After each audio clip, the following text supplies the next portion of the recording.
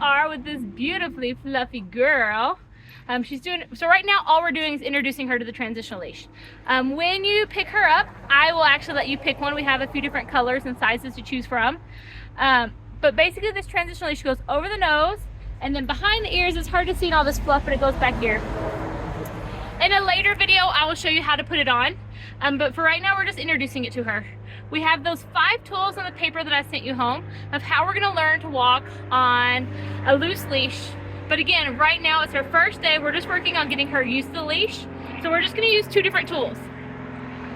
So the first 2 tools, and the ones I use the most often, are the flick and the reset. The reset is basically just a sit, but we don't say the word sit, we use contact pressure. And the flick is just a flick of my hand, like this. Like if I was like gonna bump someone with my hand, I'm just flicking the leash.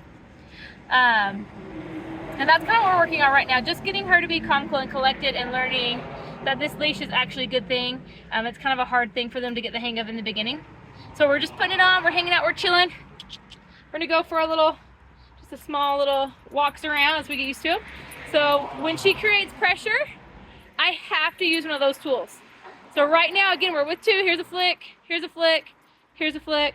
I flicked a few times and she's not listening, so I'm gonna do a reset. I'm just gonna lift up the weight of an apple, and I'm just gonna follow her around.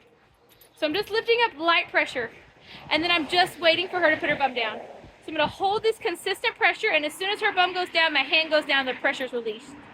What I'm doing is I'm teaching her that contact pressure means go into a calm state of mind, and I'll do the same thing with distance pressure, and you'll learn more about distance pressure when we're on the bed. But I'm not telling her anything, I'm not forcing her to do anything. We're doing behavioral training, and we're helping her learn to control her impulses by helping her think it's her idea, by helping her learn how good it feels to do it on her own.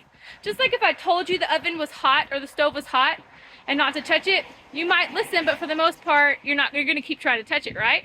But if you ever touch it and figure out what hot actually means and how good it feels to not touch the oven, you're gonna listen much better.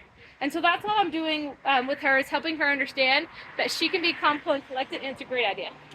So we're just gonna keep walking back and forth, come on. My hand is straight and behind my back, slightly by my back pocket. We'll go over that every single time we go on a walk, but that is the most important part for you to remember, is your hand placement, your arm placement, and how long that leash is.